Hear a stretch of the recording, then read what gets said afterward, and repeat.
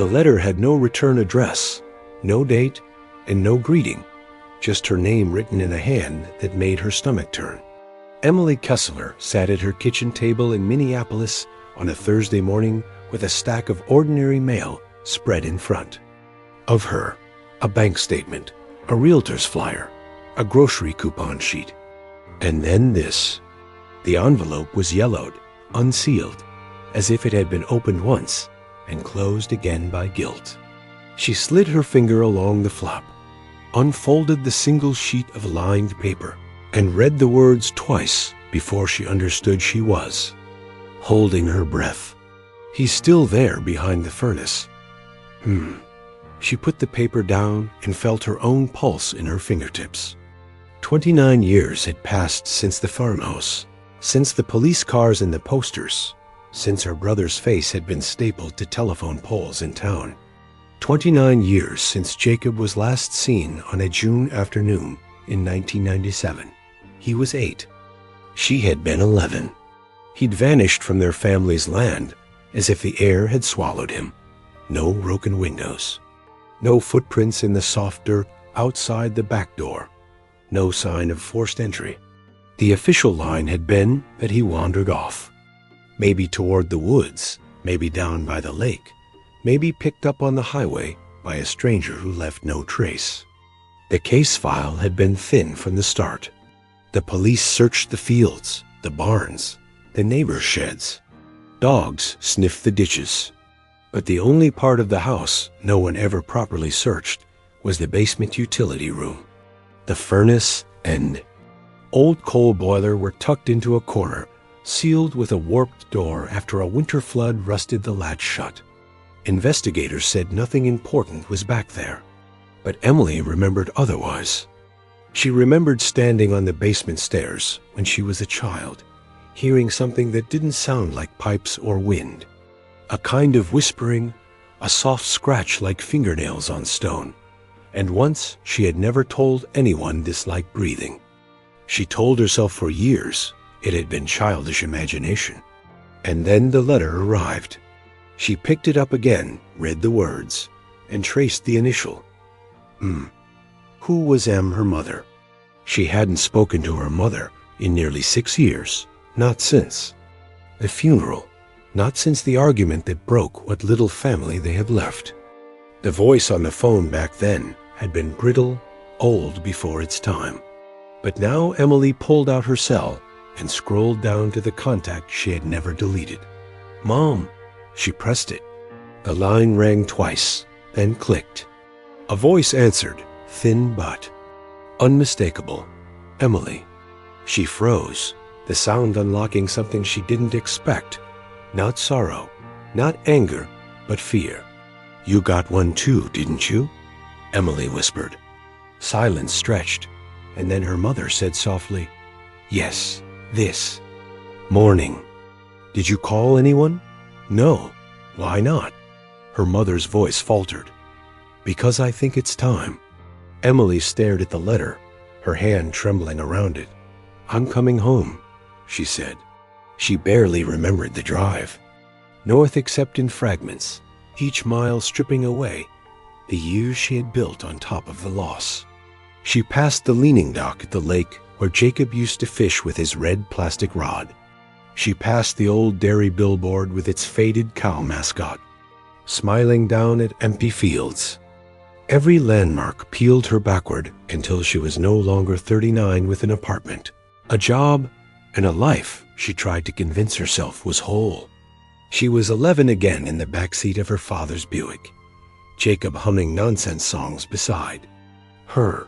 They had played car games once, naming certain trees, counting fence posts. That ended the summer he disappeared. After that, there was only silence. The farmhouse rose out of the frost like a ghost. The gravel drive crunched under her tires.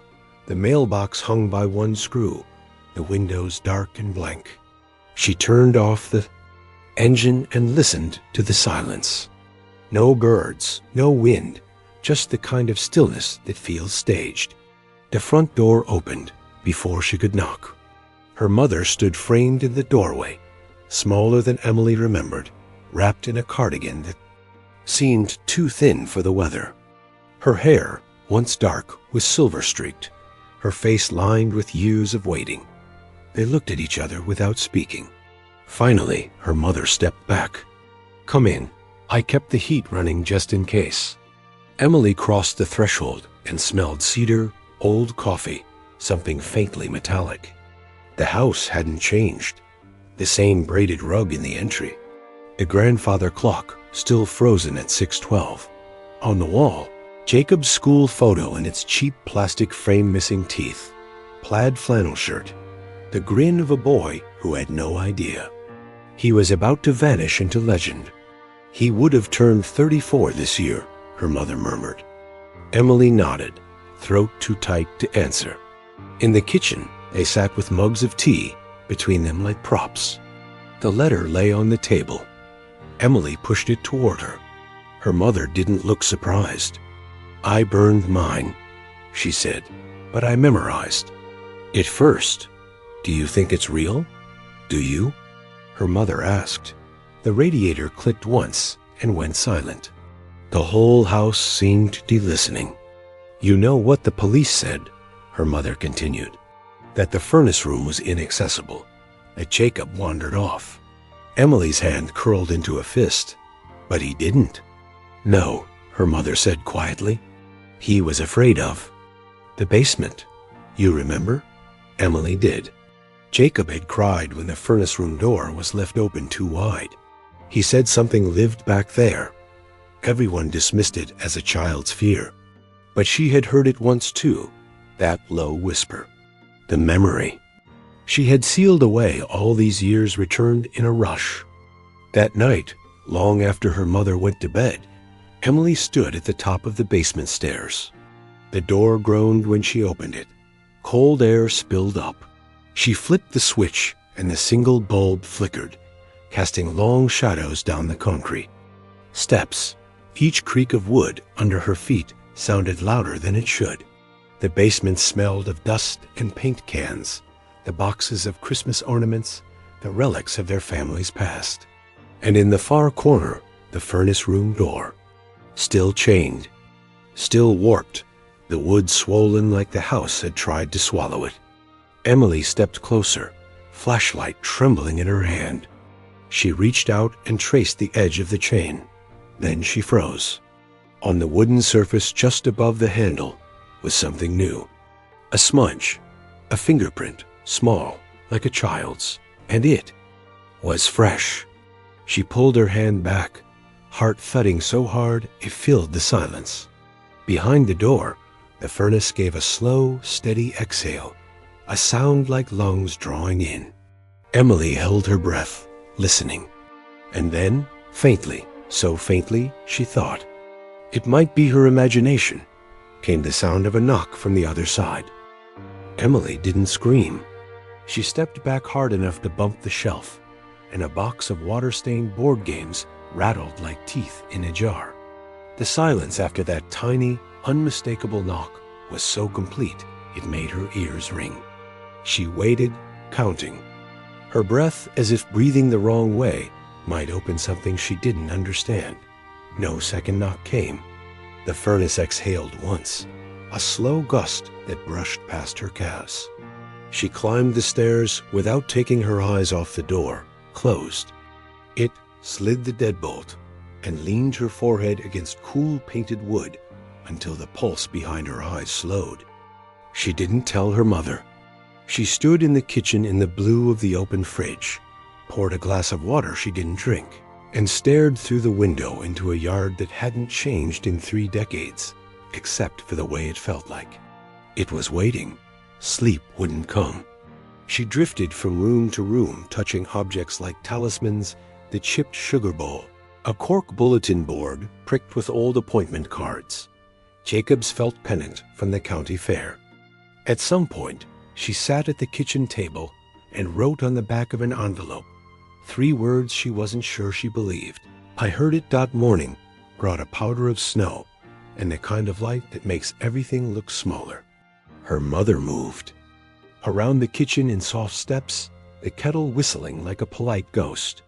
Emily watched steam rise from her mug and tried to shape the night into a sentence she could say out loud. Before she could, a knock came at the front door, 3 brisk raps that belonged to daylight. An older man in a tan parka stood on the porch, wool gloves, faded twins cap, a face that knew this house well enough to pity it. "Emily Kessler?" he asked, and when she nodded, he half smiled. "Walt Henderson. Ridge Lane. Your dad and I—" He let it trail off and followed her. Inside, as if they'd rehearsed this years ago. He didn't take off his coat. His eyes went to the staircase, down it, finding the closed basement door like a compass needle. "I saw your car," he said. "Figured you came back for a reason." She slid last night's letter across the table. He read it, jaw tightening. On the final initial. "M?" he said. "Your mother?" "She won't say." He didn't push. He took off his gloves and placed them side by side, like he was making a careful offering. "I'll be honest with you, Emily. I never believed he walked off. You don't lose a boy in this county unless the world means to swallow him. And that room," he nodded toward the basement. "That room was wrong." "Wrong how?" she asked, not sure she wanted the answer. He sat, elbows on table, hands folded like prayer. "I helped your dad with the furnace every fall. Your folks were good about maintenance. Heats life out here. But the back wall always warmer than it had any right to be, even with the boiler cold. And if you stood quiet, real quiet, it felt hollow. Not like a void, like a lung." He winced at his own words. "I don't have a better way." The kettle spit on the burner. Emily poured them both tea with hands that had steadied miter. Saws and red checks and trembling shoulders, and couldn't seem to steady a mug. "Do you remember a man named Michael Holbrook?" she asked. Walt's eyes flicked up fast. "Maintenance man?" "Tall, clean-shaven, carried his tools like they were church silver?" "Yeah. He worked this place and a half-dozen farms around." "Why?" She slid a clipping he'd brought from his pocket, a yellowed square, from June 5th, 1997. Local boy still missing. Someone had circled a paragraph in red. A second disappearance. A contractor named Michael Holbrook reported missing 2 days. Later, Emily stared at the letters until they blurred. "I don't remember anyone saying there were 2, she said. "Most folks don't," Walt said. "Boys on front pages bring sympathy. Old men bring shrugs. But I never forgot." He leaned back and spoke into the space between them. "You should have someone look at that wall." They found the sheriff's office much the same as it had been in 97 wood paneling. Fluorescent hum, a front desk manned by a woman in a sweater with a snowman stitched on the chest, and a patience that had seen every kind of trouble. "Records," Emily said. "Cold case, Kessler Farm." The woman glanced at the name tag on a folder Emily clutched, then at Emily's face, and recognition lit behind her eyes. "I'm sorry for your loss," she said like she'd said it too many times and never once gotten used to it. She returned with a cardboard box that looked as if it had been guarded by dust on purpose. Inside were plastic sleeves, Polaroids, map copies. Walt stood back, hands in pockets, as if the past might accuse him, too. A younger deputy with a haircut you get at places with names like Clipjoint hovered. "You family?" he asked. Emily nodded. "Sister. I was 4 in 97, he said, like that might hurt less. "I've read the file." He glanced at his supervisor, then lowered his voice. "There's a reference to a utility room we didn't access. Flood damage, sealed latch." He swallowed. "I know that doesn't help." "What about Holbrook?" Emily asked. "There's almost nothing," the deputy said, flipping pages. "A missing person form, unconfirmed. He rented a room some nights above a hardware store. No next of kin. He didn't own a car in his name. A ghost. Was he interviewed before he vanished? Says he called in a safety concern in May.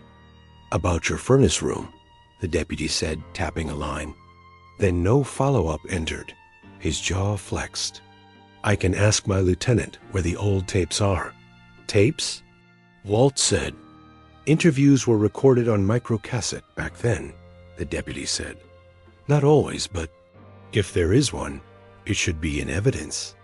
The lieutenant appeared because officers smelled the shift in a room like pressure before a storm. He had Crowley's posture, though. His name tag said done, and he wore the expression of a man who has been paid to interpret the past into something flat. Any inquiries on the Kessler file go through me, he said, mild the way people are when they're not going to be moved. Emily straightened. I'm not here to sue anyone, she said. I'm here to find my brother. Gun softened half a notch.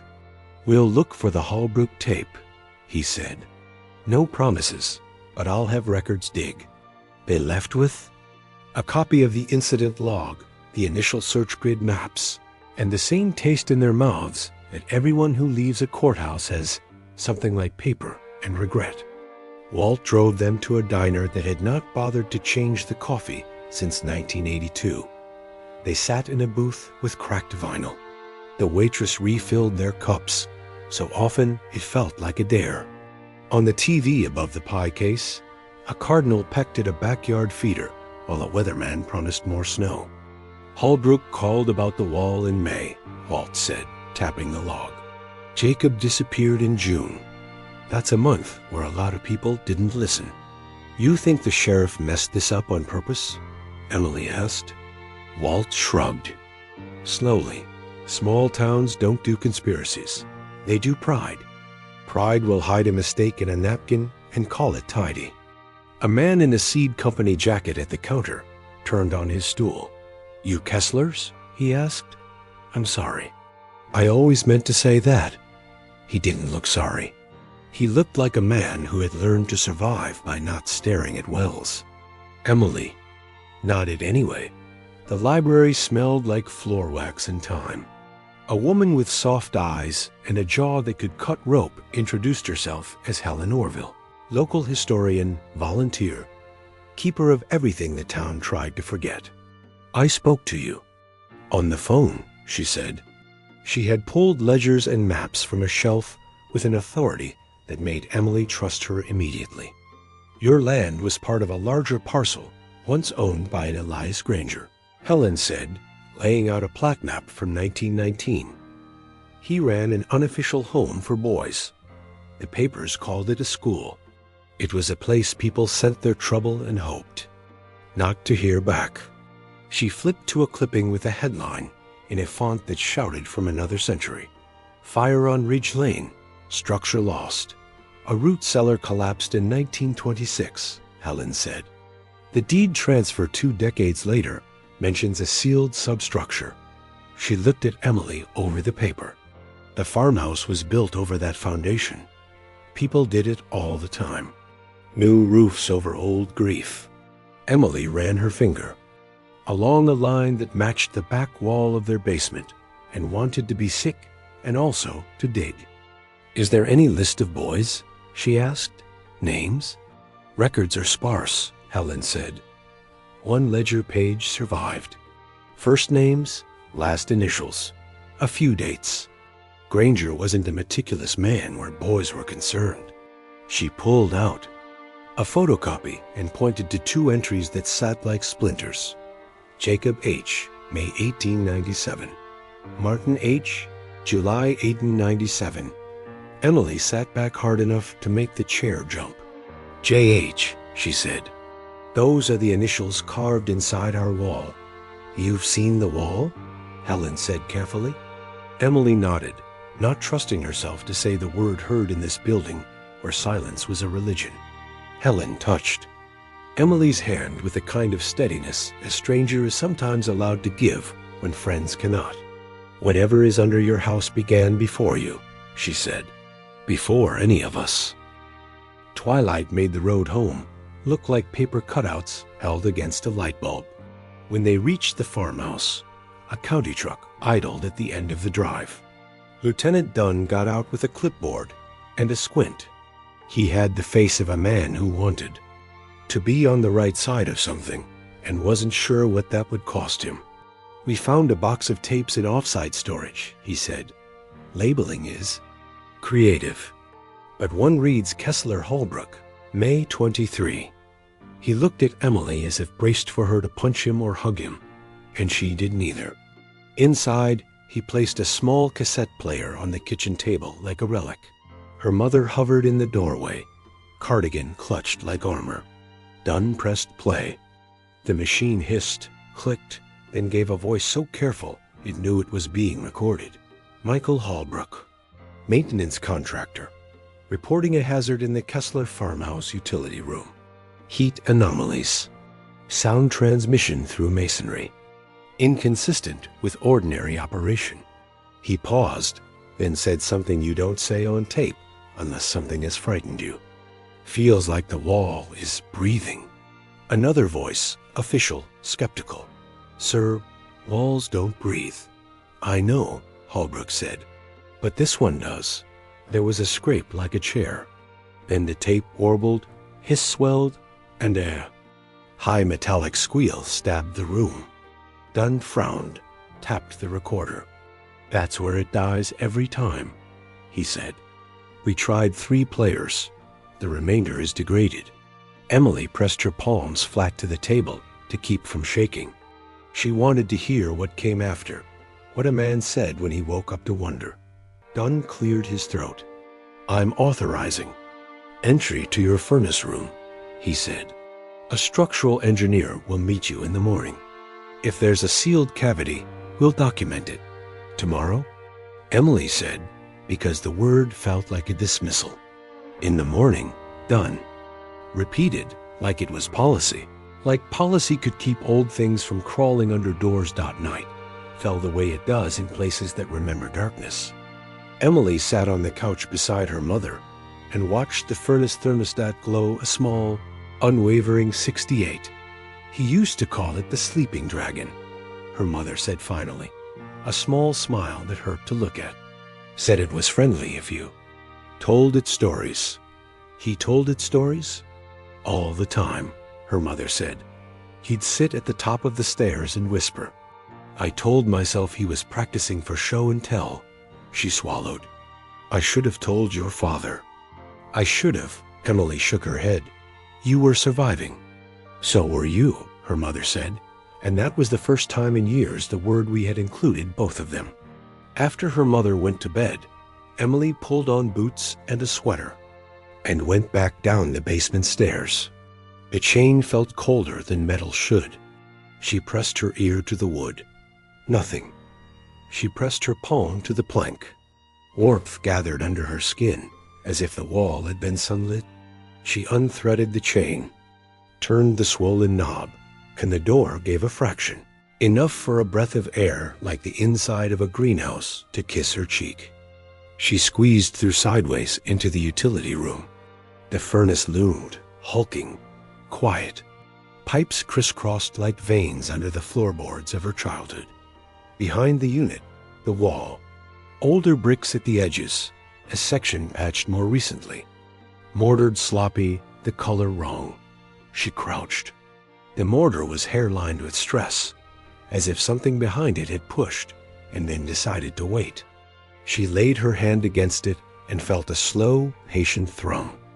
She pulled back, heart climbing into her throat, and then a sound like knuckles on the other side, soft as a child asking to be let out after hide-and-seek has ceased being a game.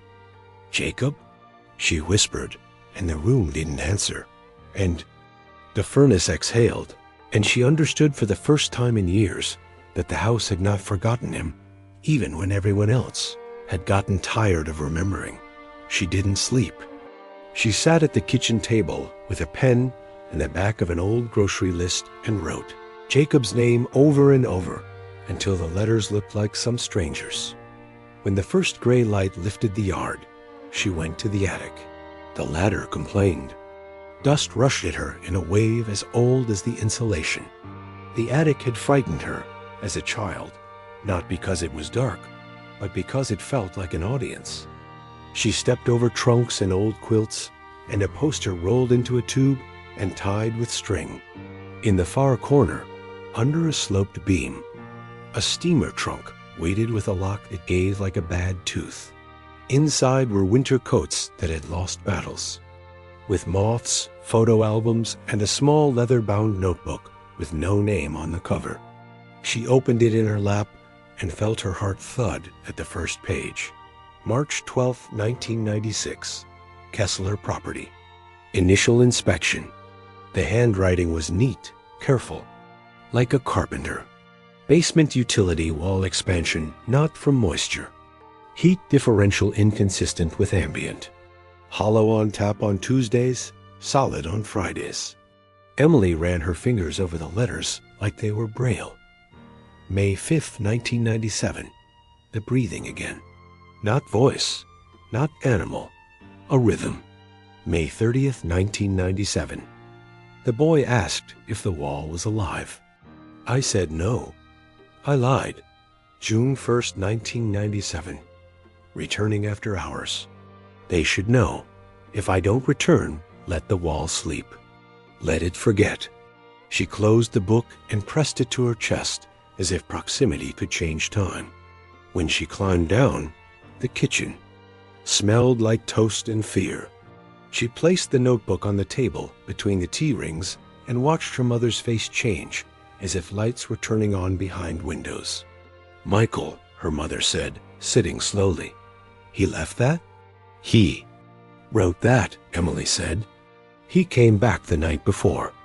Her mother winced, something like shame crossing her features, and then laying down, tired. Your father said he was trying to scare us into paying for a new boiler we didn't need, she said. He sent him away. Emily felt anger flare and go out at the same time. Anger was a young woman's fuel. She was running on something older now. A structural engineer will be here at 9, she said. Walt's coming at 8. We're opening it. Her mother looked at the basement door like it was a mouth. If you open a place like that, she said, you should ask what? It wants first. What if it just wants to be seen? Emily asked. Her mother's eyes filled. What if it wants you? The county truck returned with a man in a hard hat who didn't believe in things unless they obeyed math. Walt arrived with a canvas tool bag and a nod that said he'd stand between Emily and whatever came out if he had to. Lieutenant Dunn brought a clipboard and a camera and the stiffness of liability. They crowded at the base of the stairs like a jury. The engineer tapped the wall, humidity meter in one hand, infrared thermometer in the other. Odd, he said. And engineers do not say odd unless something refuses a chart. Hotter here by 8 degrees. No mechanicals behind, not if the blueprints are right. They aren't, Emily said, and laid the 1973 diagram next to the plat Helen had photocopied. The lines matched in a way that made her skin crawl and also gave her hope, because maps meant someone had once acknowledged what existed. There's a sealed passage, she said. It led somewhere 100 years ago. The engineer ran his gloved fingers over the wrong-colored mortar at the center of the wall. This patch is newer, he said. 90s, I'd guess. Trowel marks are angry. Dunn took a photo and tried not to sound curious. Angry? You can see how a hand moves when it's trying to fix versus trying to bury, the engineer sighed. He pried at a seam, just testing, and a flake of mortar fell away like scab from skin. A hush fell that wasn't mechanical. The room felt as if it had inhaled. Emily swayed, and Walt stepped closer without touching her. If we open it, Dunn said, official voice returning, we do it with care. We document. We do not remove. Remains without the coroner.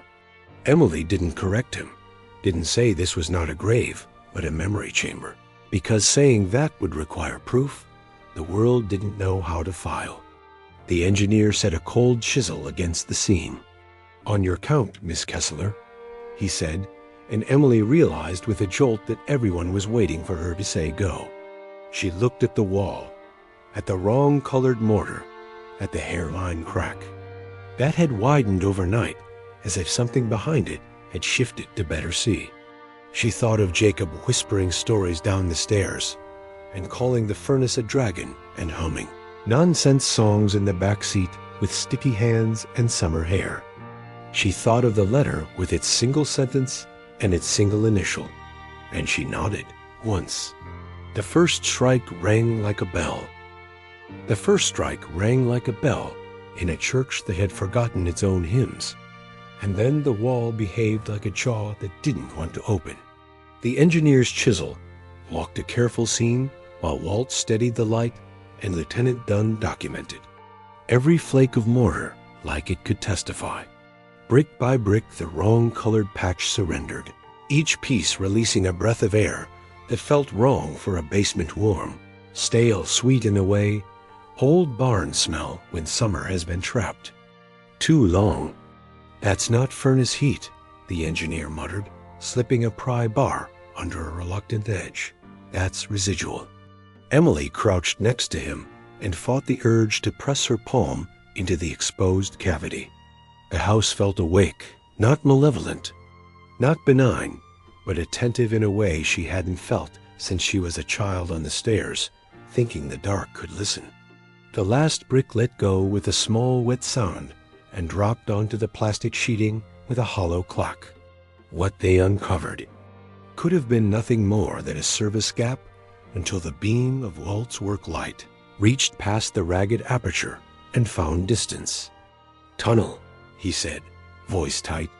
The engineer eased forward on his belly, slid the light in, and narrated because engineers speak into fear by labeling it. Rough hewn. Stone on the sides, dirt top. 24 inches high, maybe 30. Across, it curves left after a yard. Support timbers in back? No, just earth.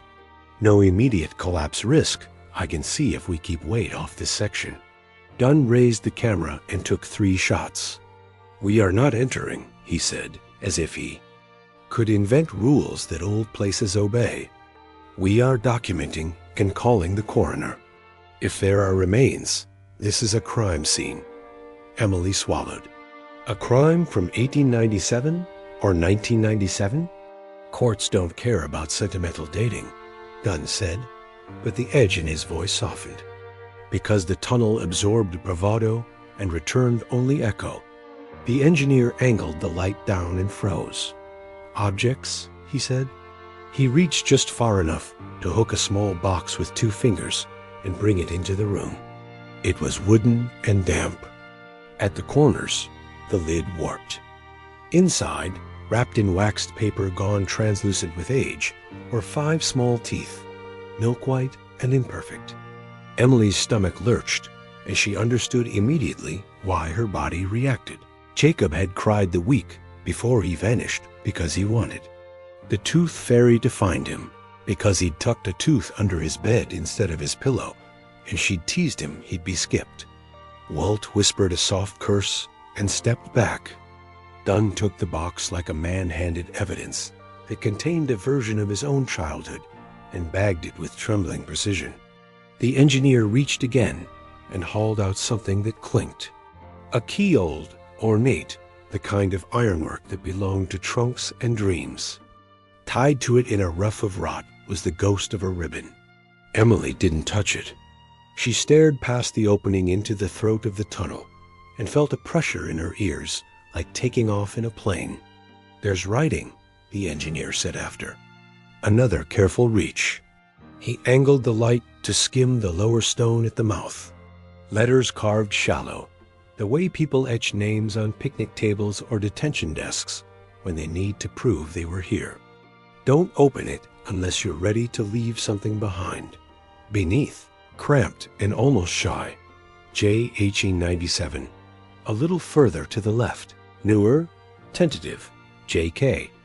Emily put both hands on her knees so she wouldn't fall forward into the sentence. "We're sealing this back up," Dunn said reflexively. Because officers say things that sound like control when control has gone soft around the edges. After we clear it, the engineer answered, because science wants to know even when policy wants to pause.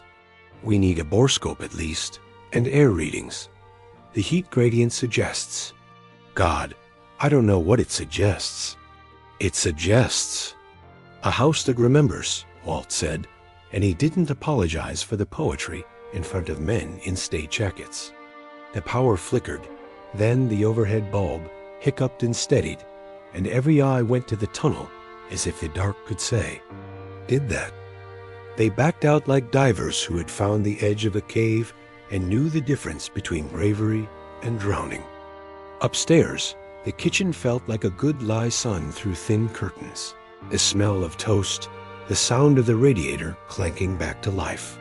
Emily's mother stood at the sink holding a dish towel as if it were a baby. Dunn explained in slow, official language what they'd found in a way that landed like rain on a roof, present but not yet soaking through.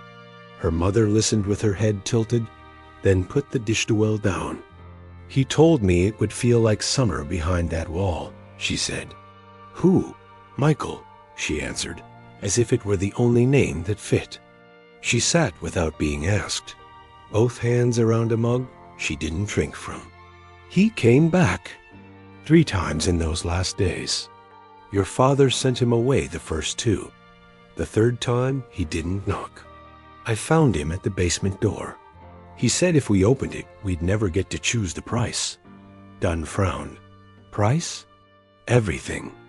Want something, she said, and the way she said it made the kitchen smaller. He said houses are no different. He said this one was built over a place that kept what people couldn't carry.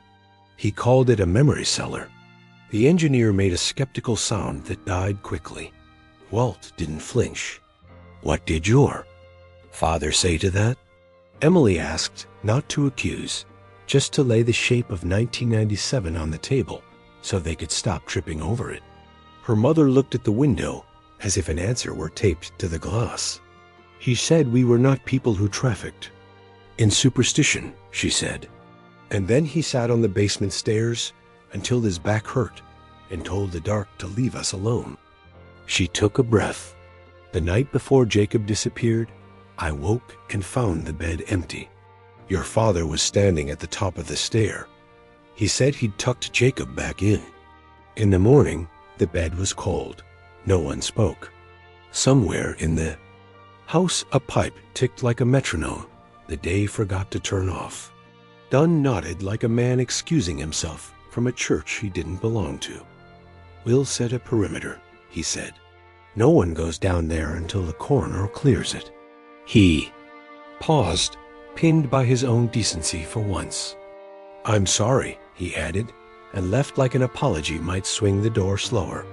When they were alone, Emily pulled the leather notebook from the attic out of her bag and laid it open to the last entry. Her mother touched the paper like it might be hot. June 1st, 1997. Returning after hours. If I don't return, let the wall sleep. Let it forget. Walt made a sound like he'd just found the nail that had been poking his boot for a mile. He went down there, he said. And then 2 days later, he didn't clock in anywhere. And no one thought to say those 2 sentences in the same breath, Emily said. She could feel anger pacing at the back of her ribs, wanting out. We told ourselves a lot of stories to survive this house, her mother said, and the confession was so naked it cooled the anger into something usable. Walt's phone buzzed on the table. He glanced and swore softly. Dunn's already posted a deputy at your drive, he said, reading the text. Word travels. Folks'll come to look. Curiosity is a better plow than grief. Let them look, Emily said, and surprised herself. She didn't want to be a spectacle, but she did want witnesses. Secret things grow teeth in the dark. She carried the ornate key to the sink and ran water over it. Rust bled like old dye. Under the ruin, the shape was elegant, honest metal made by hands that hammered truth out of fire. The ribbon, what was left of it, was gray with time. but one thread of red clung to the knot. What do keys ever open in stories? She asked, and Walt, who had raised 3 kids and buried one, and learned to read what people mean when they ask questions like that, said, not doors, usually, decisions. By late afternoon, the deputy at the drive had grown into 2, and Dunn came back with a borescope like a snake on a cable. Emily insisted on being there. It's my house, she said, and he didn't argue. In the basement, they fed the camera through the hole and watched a little screen show them 20 inches of dirt, then the curve left, then a low chamber that wasn't the chamber any sensible person would have built. The beam slid across shelves hacked out of the wall, each holding small objects arranged with care. They felt like worship or cataloging, depending on the angle of your heart. A red mitten, a marble with a green swirl, a broken pair of children's glosses, a metal button like the one Emily had found on the porch, rail scratched with the letters MH. Dunn hissed air between his teeth. The lens tilted and found the opposite wall covered in scratches that weren't claws, weren't accidents. Initials carved one on top of another, years beside them like tally marks, old ones almost erased by time. 1913, LM 1921 and 2. That seemed fresher because Emily's eyes made them so. JH 1897. J. Ka, no date. We're stopping, Dunn said, and pulled the cable back too quickly, the image stuttering, then filling with dirt as the head bumped the ceiling. The engineer caught the wire and eased it free. You'll collapse the leading edge if you jerk it, he said, the rebuke gentle and technical. Dunn nodded, chastened by mechanics and memory both. We're calling the coroner to observe, he said. We're going to do this like it's evidence. It is evidence, Emily said, just not of what you think. That night, the house changed its breathing. It wasn't louder. It was closer. Emily lay in her old room and watched headlights from the county road slide across the ceiling in slow ghosts. The wooden figurine of the boy with the lantern, the one Jacob used to carry everywhere, sat on the dresser where she'd left it decades ago. She had found it that afternoon in the west hallway guest room, a place that felt colder than the rest of the house, even with the vents open. She turned the figurine in her hands until her skin warmed the wood and saw a scratch on the base. She'd never noticed a few letters carved by a dull knife, still here. When sleep came, it came like a train tunnel, fast and tight. She dreamed of sitting at the top of the stairs while a boy's voice told a story to the dark, and the dark leaned forward to listen. She woke at 3 to silence, so complete it rang. Then from the basement, the softest sound. 3 knocks, evenly spaced, not frantic, not a dare. She got up without turning on the light, walked barefoot down the hall, placed her hand on the basement door. The wood pulsed warm under her palm. I hear you, she said, and the words felt both completely ridiculous and exactly right. In the morning, before Dunn returned with officials who would bring forms like life preservers, she drove into town with Walt to the library and sat with Helen in a pool of winter sun. Did your ledger have a Martin H after the Jacob H? Emily asked, and Helen's eyes sharpened behind her readers. You found something, she said, and smiled the kind of smile people use in churches when something sacred is touched. Dirt. Yes, Martin H. July 1897. Granger sent a letter to a church in the next county asking for funds after a boy absconded. She slid a copy across. They did not send funds. And the boys? Walt asked. Helen shook her head. Most of their names are the end of their records. That's what places like Granger's were for, to end a sentence without punctuation. Emily traced the crooked J with one finger. What if the wall was where the sentence went, she said. What if it isn't a tomb at all, but a ledger that never learned to stop writing? Walt looked at her with an expression that was part pride, part fear. "Then you could teach it," he said, and the idea lodged in her like a seed. When they returned, a white van with county seals idled beside the deputies' cars. A woman in a dark coat with a badge at her belt introduced herself as the coroner's investigator. Her grip was dry, her voice level. "We'll proceed gently," she said. "We don't know what we're looking for.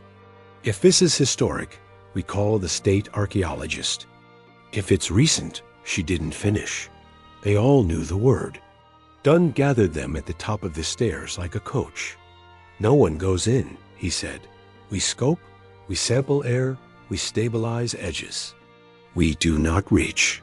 He glanced at Emily to make sure she heard the word, know the way he meant it. She nodded and took her place on the step where she used to sit with Jacob and whisper about dragons. The coroner fed the camera again, slower now, mapping the curve, pausing at every shelf. The lens caught something new, something the first pass had missed because the angle hadn't been right. A small rectangle tucked into a crevice in the stone, wrapped in what looked like oilcloth. "Stop," Emily said. The investigator held. "That," Emily whispered. "Can you hook it?" "I can try," the engineer said, his hands suddenly too big for the world. He fashioned a tiny loop of wire, guided it under the rectangle, and lifted like a man plucking a note from a piano wire. The thing slid, snagged, slid again, and then the mouth of the tunnel offered it up into the light like a tongue offering. A coin. It was a microcassette in a cracked plastic sleeve. Someone had wrapped it years ago and tucked it where no flood would reach, where heat wouldn't warp it. On the label, written in neat, careful letters, Kessler, June 2. Emily closed her eyes for a second because the date was the exact day the posters began to go up. Dunn didn't pretend his hands were steady. He bagged it and looked at her like a man in possession of a ghost. "We'll need to play this at the station," he said. "We have older equipment." "We play it here," Emily said. "In this house." He hesitated, then nodded, because there are times when chain of custody must bow to chain of meaning. They set the old cassette player on the kitchen table as if it were an altar. The room filled with the smell of coffee someone poured and didn't sip. Dunn pressed play. Hiss.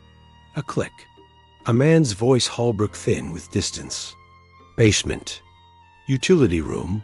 Kessler residence. June 2nd. A scrape. The sound of fabric against mic. Then another voice, younger and breathy, and Emily's throat closed around his name before it was said. "Do I talk now?" The boy asked. "You can," Holbrook said gently, the way men talk to feral cats and children. "Tell me what you—" Here, silence, then the furnace exhaled on tape the way it did under their feet, and Jacob whispered, "It's breathing." The coroner's hand went to her mouth. Walt stared at the ceiling like he'd find the sky there. The recording wobbled and steadied. "What does it say?" Holbrook asked. A pause like someone listening to a seashell. "It says it remembers," Jacob whispered. "And it doesn't want to be alone," the tape hissed. The furnace exhaled. Somewhere deep in the house, a pipe ticked, and Emily understood that whatever waited behind the wall was not done asking them questions. They let the tape run until the hiss swallowed itself, and when the little machine clicked to a stop, no one moved. The kitchen seemed smaller, like the walls had leaned into here and forgot how to lean back. Emily's mother sat with both hands. Over her mouth, eyes bright, knuckles bone white. Walt stared at the ceiling like a man trying to count his way to steady. The coroner's investigator blinked hard, and then, as if remembering her profession, like a coat she had to put back on, reached for the evidence bag. Lieutenant Dunn's voice came out too careful. "We'll need to secure this," he said. "Chain of custody, duplication at the lab, preservation of—" He trailed because the words felt bureaucratic against a room that was suddenly holy. Emily slid her hand over the player and kept it there. We play it again, she said. Here. Dunn hesitated, then nodded once. The investigator didn't argue. Procedure could bend as long as someone wrote down where it snapped. The second. Listen made different parts hurt. The scrape of Holbrook's sleeve, the way he said sir, to no one when the furnace exhaled like it demanded respect. Jacob's little catch of breath when he said it remembers. At the very end the place Dunn had thought was only hiss. There was a faint clatter and Holbrook's urgent whisper, half off the mic. Don't come in here, kid. A muffled, okay. Then 3 soft knocks, not from human knuckles, but from something that answered them. The tape ground to a stop. Dunn shut his eyes for 2 beats, opened them, and looked older. All right, he said, swallowing bureaucracy. With a wince. We have a documented hazard, historical structure, potential remains, and an audio recording. No one goes into the tunnel until the coroner and the state archaeologist clear entry. We stabilize, we observe, we do not disturb. Holbrook was disturbed, Walt said, not meaning agitated, but altered. He pointed to the notebook on the table, his finger on the last line, let the wall sleep. He tried to warn you people. Dunn didn't flinch. I was a kid when this happened, he said. I can't fix 1997, but I can own it. We should have followed up on his report. We didn't. I'll put that in writing. The coroner capped her pen, already outlining her report in her head. We need air readings before anyone coughs. In there, she said, business finding footing again. CO, methane, spores. The heat is odd. We'll pull a gas sample, then scope deeper with a flexible probe. She looked at Emily with a professionalism that had empathy tucked inside. I promise you, Miss Kessler, we won't treat your brother like a footnote. They set a little gray pump humming in the doorway of the utility room. A plastic tube snaking into the tunnel's mouth like a straw into the throat of a sleeping animal. The engineer watched numbers climb. CO elevated, he said. Not. Dangerous in this concentration, but higher than ambient. Trace methane. Volatile organics lower than I feared. Whatever's warm back, there is not combustion. He didn't say what the warmth might be. No meter measured memory.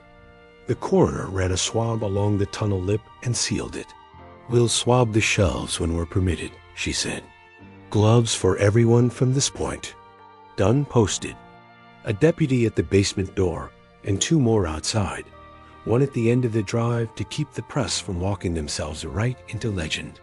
The deputy downstairs was young, all elbows and earnestness. He nodded too fast when Emily handed him coffee.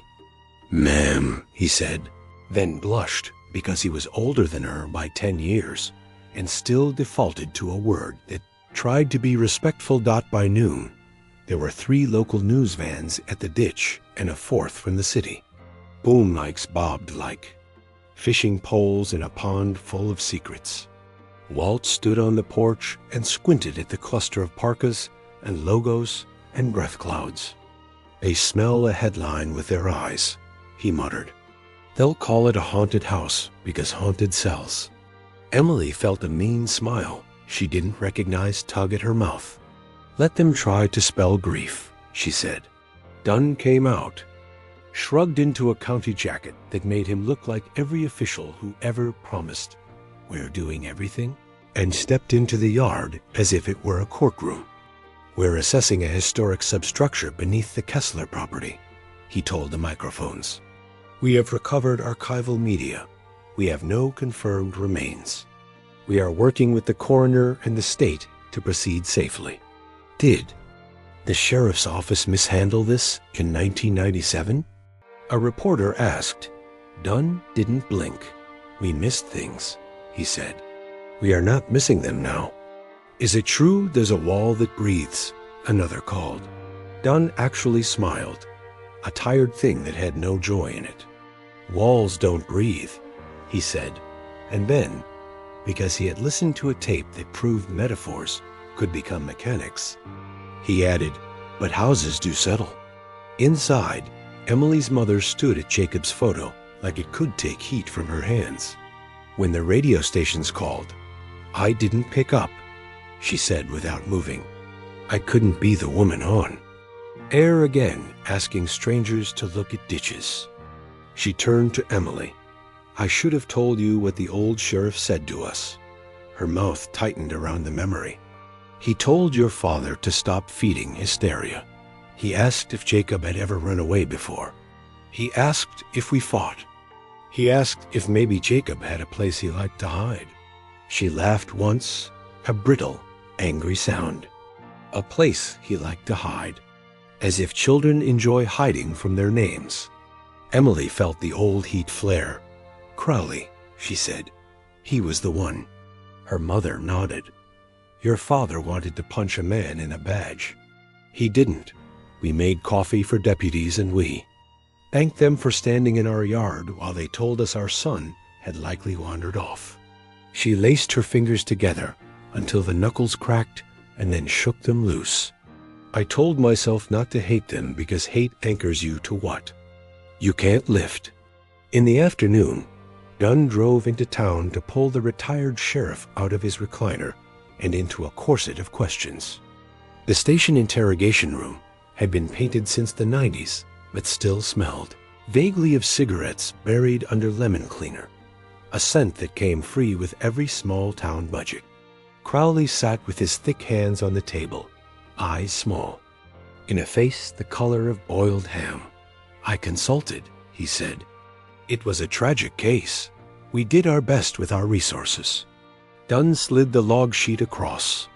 You documented a call from a maintenance contractor reporting a hazard, he said. You sent no one back. Crowley frowned as if translating from a language he didn't like. We were chasing tips, he said. People see boys in every baseball cap in June. The father told us a flood had warped the door. He told us there wasn't a way in without tearing out the wall. He told you a man who knew the house said it was dangerous. Crowley's mouth pulled sideways. Maintenance guys are always trying to upsell for parts, he said. He used big words. He made your family nervous. I made a call. Done. Let the silence hang until it itched. There's a tape, he said finally. Holbrook recorded with the boy. He said the wall was breathing. He said he would come back. Did you know about that? Crowley's defense failed hard enough to show in his shoulders. If there was a tape, he said, it wasn't submitted. Then it was lost under your watch, Dunn said, not shouting because some things don't require volume. Crowley leaned back, the metal chair complaining. You're not going to build a career out of my mistakes, he said. The public wants a ghost. Give them one. Let the house eat your headlines, too. Dunn looked at the wall clock and felt the minute hand move like a trigger. The public wants a boy, he said. You gave them a poster. While Dunn reheated the past at the station, the coroner's team deepened their map. The borescope slid along the curve again, the lens catching another shelf. They hadn't noticed this one set lower, tucked near the floor where a child's hand would reach and an owl's would miss. On it, a single coin, red plastic, embossed with a cartoon astronaut. The camera bumped it and it twitched. Emily reached for the screen like she could touch the picture. He loved those, she whispered. He used to beg for cereal just for the toys. The coroner nodded to the engineer, and he coaxed the coin forward with the wire loop. It skittered. When it reached the lip, the heat hit it, and Emily could feel it through air. A soft press, like a palm against a cheek. The coin fell into the utility room and lay there in the dust like proof of prayer. She crouched and picked it up. It was warm. Her throat made a traitor sound. Walt looked away to give her the dignity of crying without being watched dot at dusk. The deputy at the basement door shifted his weight for the 1,000th time. The kind of foot-to-foot dance you do when you want the clock to apologize. You can. Go up for a bit, Emily told him. We're not going to crawl in while you sneeze. He startled at being addressed as a human, then grinned sheepish. "I'll trade you for 5, he said. Alone in the stairwell, Emily sat with her back against the wall and watched dust drift in the flashlight beam like lazy snow.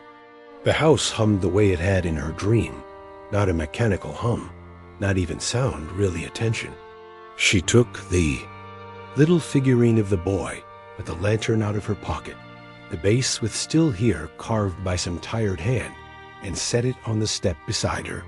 "I was angry for a long time," she told the stairs, "because sometimes you practice the hard sentences in front of architecture. I thought if I hated enough, I could build a door where there wasn't one." She smiled a little. Turns out there was a door, and no amount of hate could open it. The breathing in the wall deepened, a little tug in the air, and she knew it heard even if it didn't speak. A power flickered at 7 and died at 7:02. The house sighed the way houses do when they are relieved of the burden of pretending to be modern. The deputy swore softly and keyed his radio. "Grid says no outage," the dispatcher said. "Your line only." Flashlights made long spears through the old wood. Walt arrived with a lantern in each hand, like a man raising moons. "Thought you'd need these," he said, putting one on the floor and one in Emily's palm. The light turned the utility room into a stage. Shadows swam across the patchwork of brick and stone and new wound. The coroner had left with samples. The engineer had gone to warm his hands on math. The deputies upstairs kept the reporters at the ditch by talking and not answering. It was the smallest audience the house had had all day. Emily moved toward the hole without meaning to, lantern held low so the light skated the floor of the tunnel. The warmth breathed out to meet it. Her skin prickled, not with fear, but with recognition. She thought of "don't open it unless you're ready to leave something behind," and understood that the warning was not threat, but math, conservation. Of memory. The place wanted balance. What does it want? Walt asked from behind her, voice small for a large man. "To not be alone," Emily said, and when she heard herself say it, she realized the idea had stopped being frightening and started being unbearably sad. The deputy came back down, saw how close she was, and didn't scold, just hovered like a friend. "My grandmother used to tell a story about old barns that held storms," he offered. "Like they kept a piece of lightning in the beams, made the hay smell sweet. Folks would stand inside and say they could feel the thunder." He rubbed his neck. "Stupid story." "Not stupid," Emily said. "Just one we stopped telling. Because we bought better roofs." Dunn returned after 8, coat dusted with snow, face dusted with Crowley. He poured coffee like penance and sat facing the basement door. "He thinks this is a witch hunt," he said. "Says memory is a trap." "He's right about one thing," Walt muttered. "Memory is a trap. That's why you leave cheese out for people you love." Dunn cracked something like a smile and then let it go.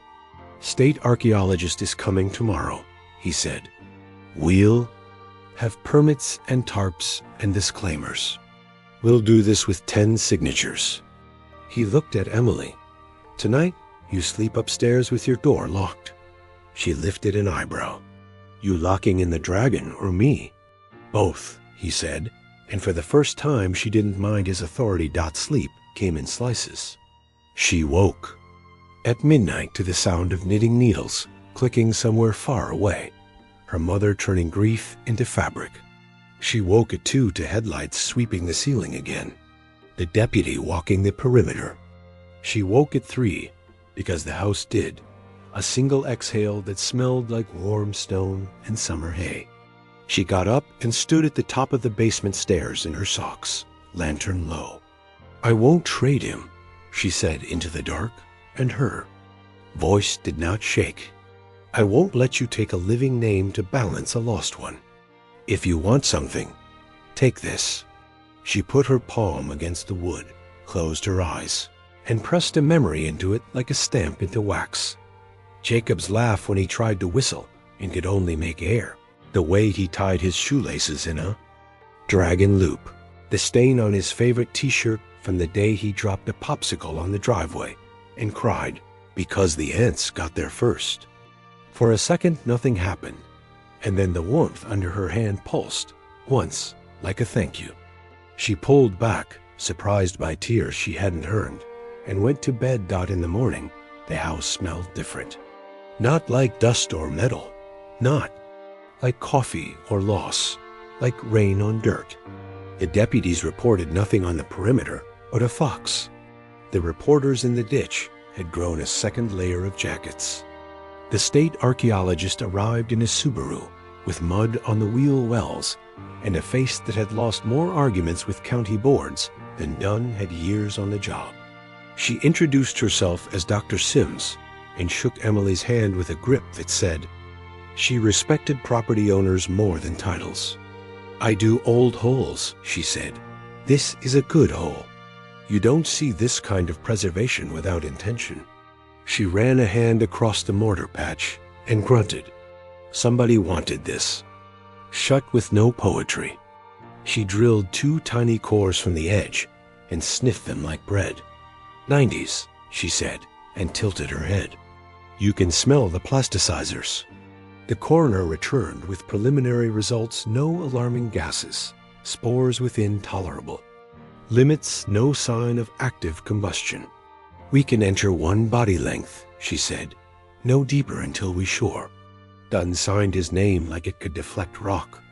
Emily lay flat on her stomach, lantern pushed ahead, shoulder against old stone. I'm going, she said, before anyone could tell her no. Walt swore low.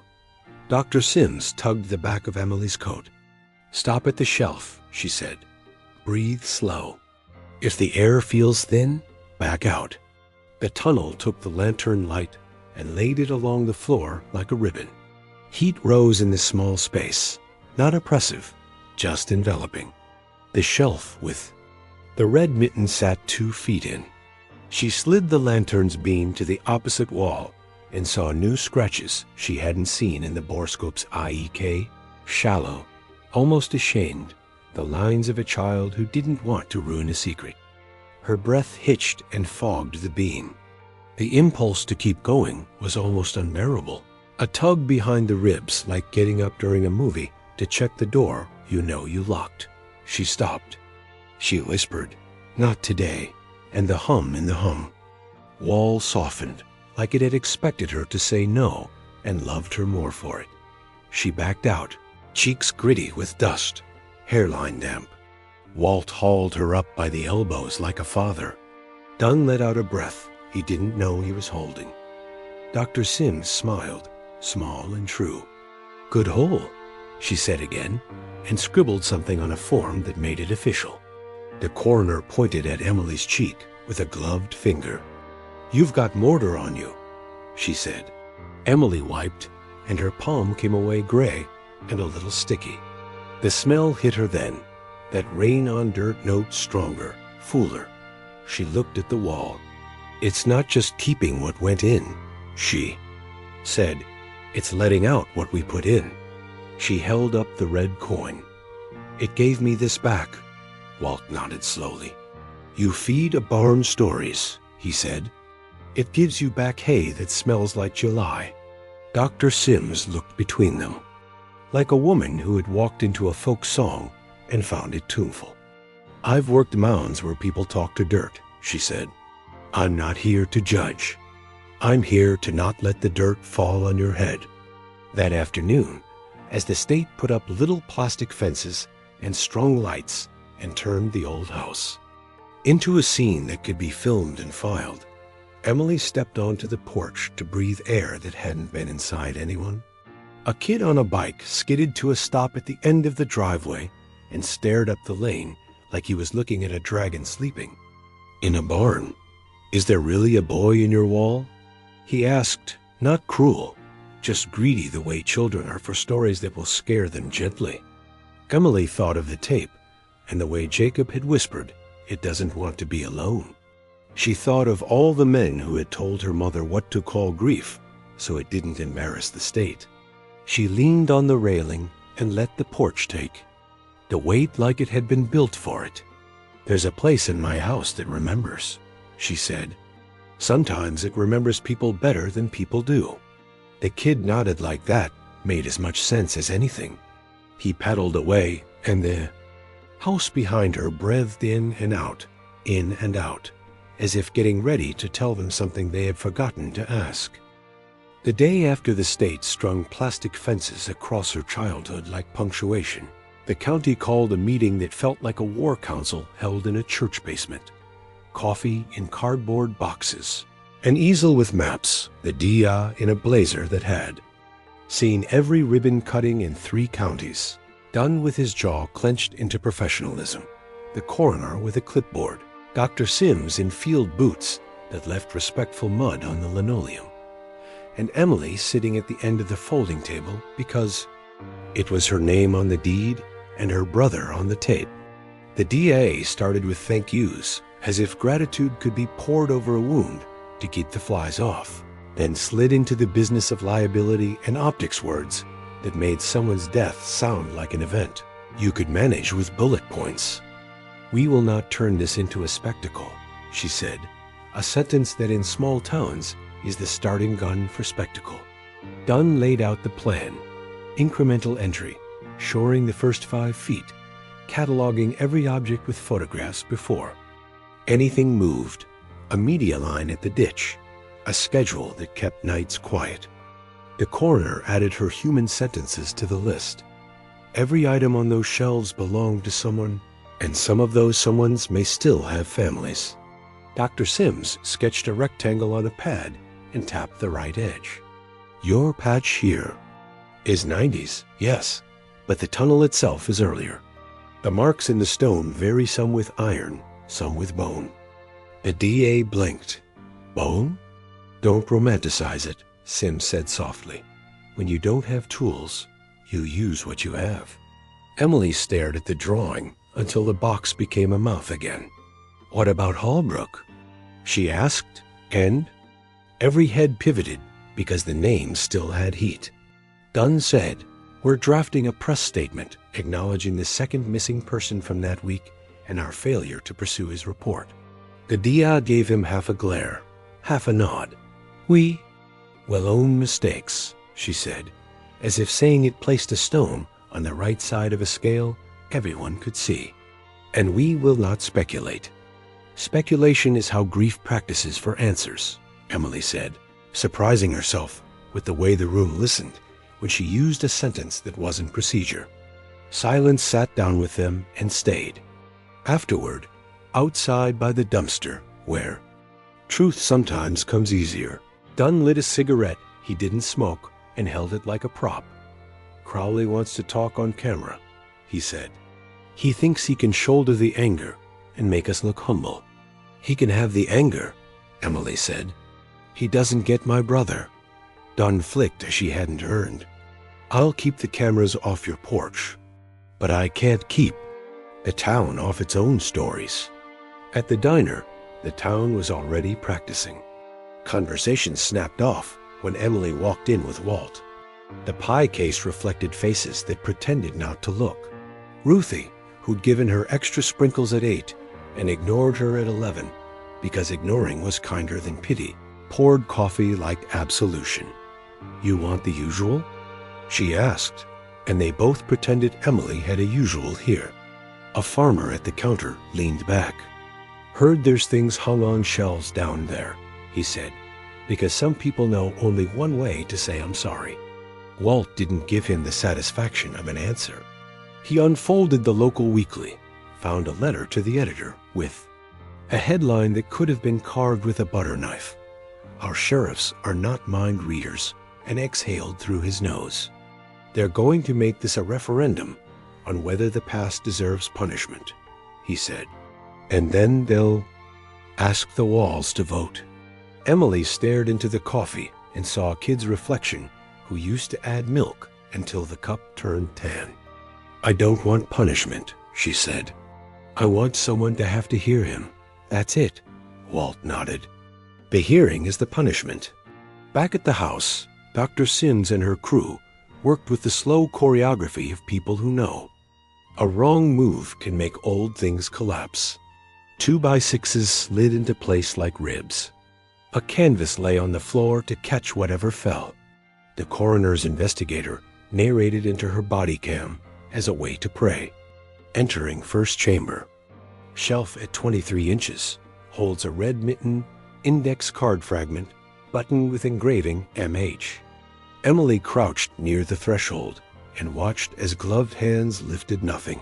Only air between objects, respecting the arrangement like it was a grammar they had no right to revise. The air in the tunnel moved in thin pulses now, as if the place was a sleeping animal aware of gentle hands. When the crew paused to swap lights, Emily leaned in and saw a new thing she hadn't seen before. Maybe because she hadn't looked. With the right kind of eyes, in the mortar around the first stone, someone had pressed a coin into the wet mix a century ago, its edge just visible, a circle of meaning set where only a crawling child or a desperate man would see. "Leave it," she said without knowing why, and Dr. Sims nodded in a way that meant you don't take the cornerstone from a story dot in the late afternoon. Dunn's phone chirped with a tone that had apology baked in. He answered, turned away, turned back. "Station wants you for a statement," he told Emily. "Not a press conference, just a recorded piece. They want to put your voice in the story before the crowd does it for you." Emily felt the familiar urge to flee a microphone like it was a blade. "I don't trust cameras," she said. "They asked you to translate the worst day of your life into a sentence that looks good on closed captions." Dunn didn't argue. "Then write it," he said. "I'll read it. Or don't. Silence is a sentence, too." She went upstairs to Jacob's room, a room with Jacob's absence hanging from the curtain rod, and took out a notebook with a cover that had been pretty when she bought it. She wrote, "My brother is not a haunted house. He is a boy who told stories to a wall because the adults in his life were busy apologizing to each other for being afraid. If you come here, come quiet. If you look like you've lost someone, not like you're buying a ticket." She handed it to Dunn, who read it twice, then tucked it into his jacket as if it were contraband. Night again. The deputies rotated, the media thinned to headlights and whispers. The house relaxed into its old shape. Emily lay awake and remembered the knock on the basement door when she was 11 and didn't tell anyone because she didn't. Have a name for fear that doesn't want to be believed. She got up, pulled on a sweater, took the lantern, because switches felt disrespectful here now, and found her mother at the kitchen table with a cup of tea that had cooled into a mirror. "Do you want me to say what I didn't?" her mother asked without looking up. Emily sat. "You can say I left," she said. "We both did, in different directions." Her mother breathed out a sound that might have once been laughter. "Your father thought if we stayed, the house would think we were listening. He thought defiance was the opposite of attention." She turned the cup slowly. "The night Holbrook came the last time, he asked me if I could keep a secret. I said I was a farmer's wife. I could keep rain out with twine and newspaper. He handed me a tiny cassette and said, 'If I don't come back, let this prove I tried.' I put it in the junk drawer, which is where women put miracles we don't know how to spend." She looked at Emily with apology that had slept in her face for years. "When the sheriff asked for everything, I gave them all the wrong things." Emily wanted to be furious in a clean way, the way TV daughters get to be. Instead, she felt the messy tenderness of recognition. "You were drowning," she said. "You reached for whoever said they were a lifeguard." Her mother's eyes filled and didn't spill. "I'm sorry," she said. "I'm sorry for every quiet I kept that turned to rot." Emily reached across the table and took her hand, because some rituals are older than grief. "We hear him now," she said. "That's the only promise that matters." The call from the station came at 10. Crowley had gone on Channel 6 and called the tunnel. A distraction from parental oversight. Ben implied Jacob had a habit of wandering. Dunn swore with the economy of a man who doesn't get paid by the curse. He just indicted 12 years of every missing kid's parents, he said. We can't drag him into court for it, but we can drag him in here. He did. The next morning brought the old man to the house and stood him at the top of the basement stairs like a penitent. Crowley started a sentence about chain of command and stopped when the warm air touched his face like a hand he didn't deserve. He looked suddenly small in his coat that had fit him for 30 winters. I didn't have what I needed, he said, and for once it sounded like confession, not defense. Emily didn't grant him absolution, but she did grant him a seat in the kitchen while the coroner logged another hour of careful work. Sometimes accountability looks like making someone sit through the thing they ignored. That by noon, the first chamber was mapped, measured, translated into boxes and photos and tags. They found no bones, no body, only a system of keeping. Tokens that felt like roads back to people, initials that felt less like claims than pleas. One shelf that held a single folded scrap of paper, brittle as onion skin. Dr. Sims slid it into a protector without opening it. Later, she said, hands that have not been in dirt will turn that page. Emily stood at the threshold with her lantern, feeling the hum at the edge of hearing, and knew with a certainty that didn't need charts that the place would ask for something before it gave them the next room. The warning carved in the stone wasn't superstition, it was instruction. Don't open unless you're ready to leave something behind. She thought about trades, the ones she'd made with anger, and the ones the town had made with pride, and understood the only thing she had left that mattered here was her voice. That night, when the crews left and the deputies dozed and the house settled its long bones, she sat on the basement step with the figurine beside her and held Jacob's red plastic coin warm in her palm and told the wall a story it hadn't been given. The day Jacob lost his front tooth and blood tasted like pennies, and he still laughed because he thought the tooth fairy would have to work extra hard. How she'd mocked him tenderly for hiding the tooth under the bed instead of the pillow. How he'd asked if fairies could crawl. She told it all, the petty and the precious. And when she was done, the warmth under her hand pulsed once, twice, and the air shifted the way rooms do when someone leaves. On the concrete in front of the hole lay something she hadn't seen since. She was 11. Her own necklace with the tiny metal book, charm she'd buried under the maple the week after Jacob vanished because she wanted the ground to read her grief. The chain was clean, the charm warm. The house wasn't trading flesh. It was trading stories. It was returning what had been buried when he returned something it could keep. Emily closed her fist around the charm, stood and whispered into Ku. The dark, I'm ready to leave more, and the tunnel breathed in as if preparing to make room. Morning found the house gentler, like a fever had broken, but the crew came with tripods and tarps and clipboards anyway, because gentleness is how old runes trick you into stepping wrong. Dr. Sims slid on her headlamp, checked the braces, and nodded at Dunn. One body length deeper, she said. No heroics. Emily didn't wait to be asked. She lay flat again, lantern forward, shoulders brushing stone that had learned her shape overnight. The heat wrapped her like a coat someone else had worn for years. The first shelf mitten, button, marble sat in its small lit universe. Beyond it, the tunnel kinked. She eased the lantern around the corner and stopped breathing because the floor fell away into a shallow hollow cut like a nest. Carved into its back wall, half polished from touch, was a smooth oval the size of her palm. Years ago, someone had pressed their hand there again and again. Around it, a scatter of letters, EK, JK, MH, and older ones worn so soft the stone looked like skin. The oval was warmer than the rest, almost pulsing, and when she laid her hand there, because of course she did, the warmth rose to meet her like a heartbeat finding rhythm. A voice didn't speak in her ear. It spoke the way. Music plays in your chest when a parade goes by 3 streets over. You brought me something. Emily swallowed. I brought you a story, she whispered, and felt absurd and exactly right. The warmth steadied.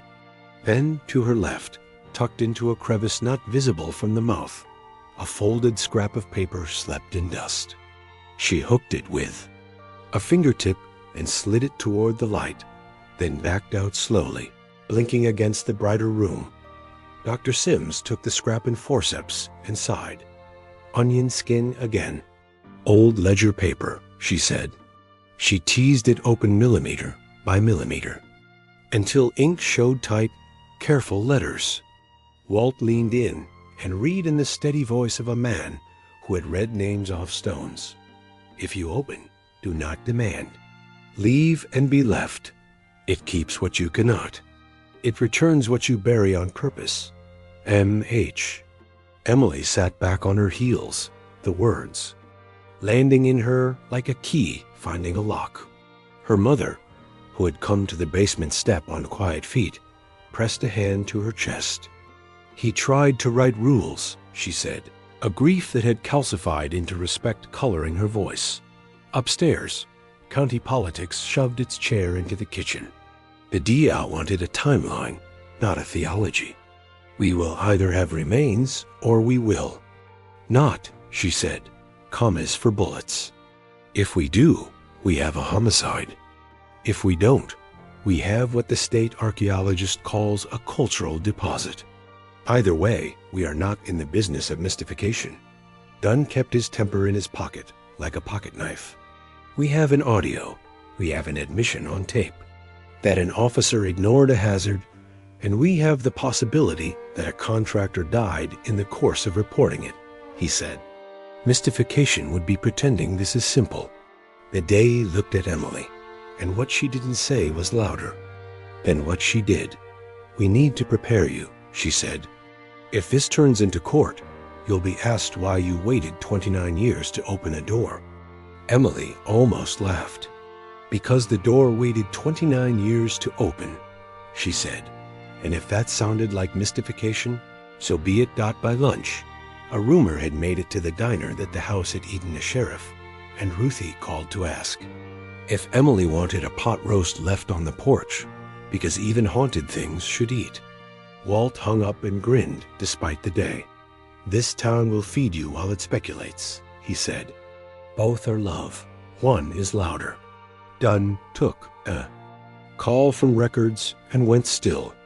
We logged a microcassette from 97 in the evidence ledger, he said slowly. A second one.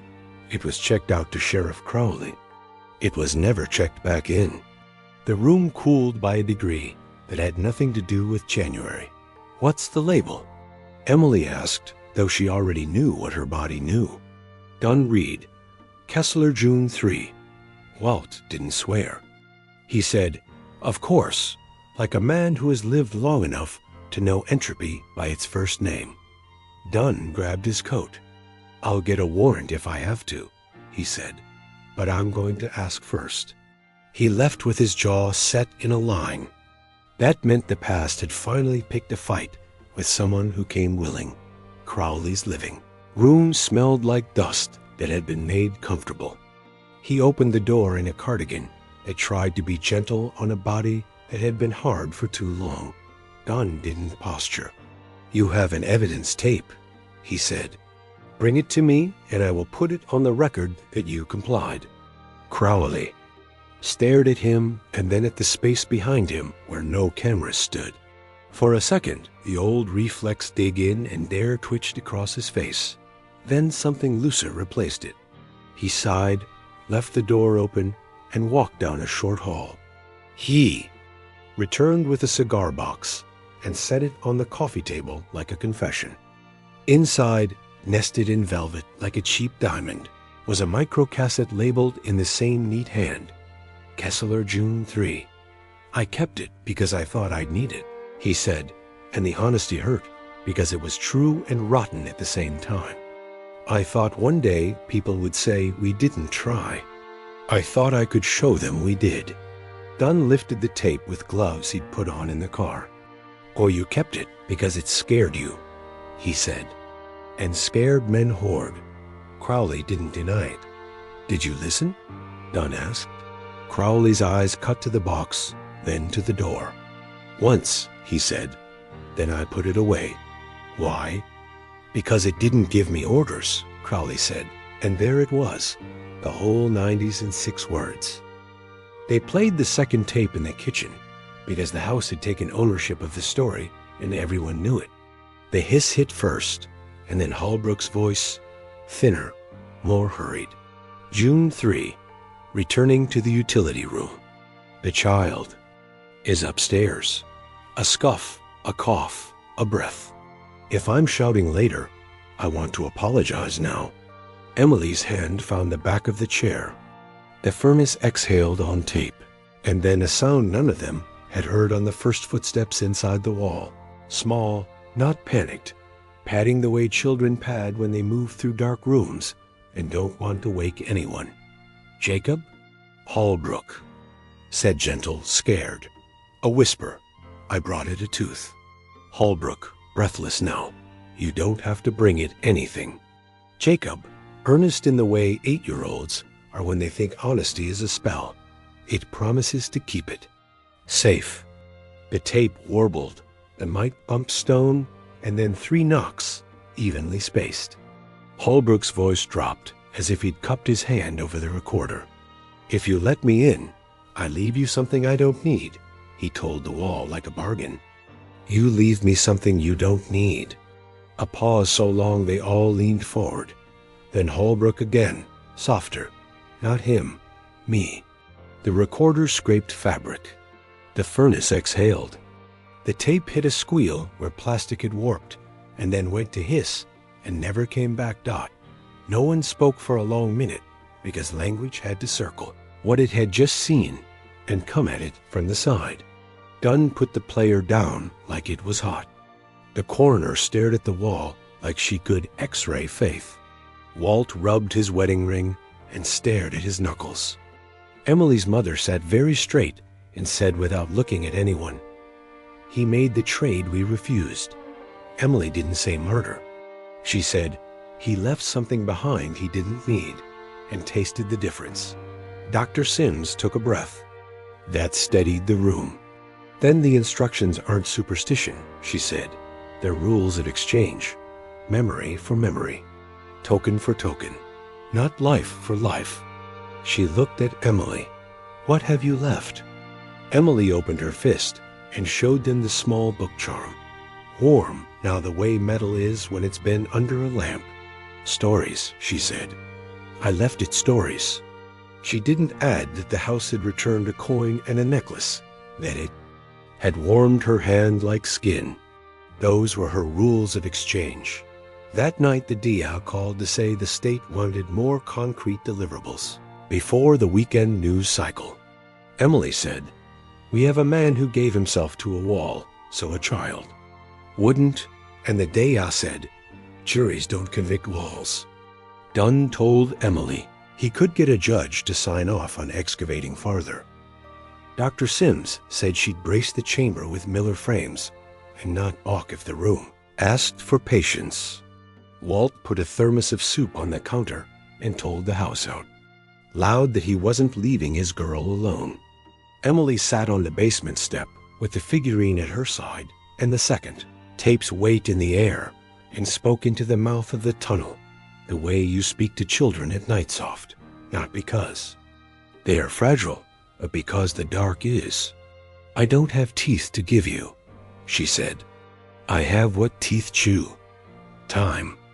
She told it the story of every minute she could remember since June 2nd, 1997, the day she left for college and pretended the empty bed didn't pull at her. The first apartment that smelled like onions and independence, the fight with her. Mother at the funeral, and the 7 Christmases she spent in borrowed houses rather than drive past this one. The letter that had arrived like a dare. When she stopped, The warmth behind the bricks flexed once like a muscle easing, and something slid to the lip of the opening and rested there waiting to be claimed. A button, worn brass, scratched beneath with MH. She lifted it with both hands, like an altarpiece, and whispered thank you to a man she had never met who had kept her brother in the safest place he knew. Near midnight, with the deputies yawning and the house breathing even, she dreamed without sleeping a room beyond the curve, shallow and lit like morning. In it, a door that wasn't a door. A plank leaned against nothing, words carved across it with a nail. Below the name, Memory Waits. She woke with the sentence still warm in her mouth and knew tomorrow the tunnel would open its throat one notch wider, not because they had the permits, but because she had finally learned how to ask. Morning made promises the county kept with forms. Dr. Sims slid more rib braces into place, checked her plumb lines, and nodded to Dunn, who had a judge's signature folded in his pocket like a hall pass.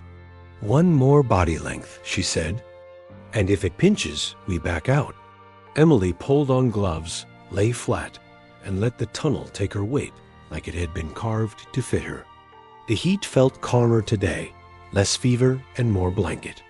She inched past the first shelf, past the oval worn smooth by generations of hands, and eased the lantern around the kink where last night she'd felt the pulse under her palm. The beam poured over a second space, not big enough to stand in, but wider, a shallow room shaped by patience. At its far edge, leaning against the wall with no frame to hold it, was a single plank of pale wood. Time had softened its grain, as if it had been handled for years by someone careful not to splinter it. Across the board, carved with a nail, and the stubbornness that keeps men from quitting, were the words she had dreamed without sleeping. Below the name, Memory Waits.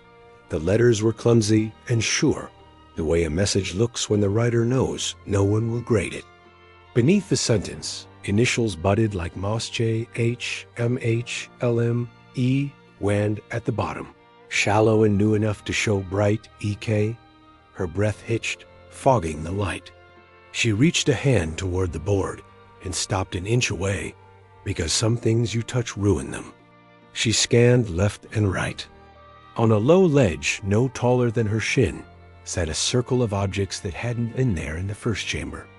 A bent spoon, a marble darker than the first, a rubber band hardened into an oval, a tiny metal charm shaped like a book's twin, and, in the center, a blank space, as if the circle had been waiting for something and had been patient about it. She recognized the shape because she had been carrying it all night. Her palm opened without arguing.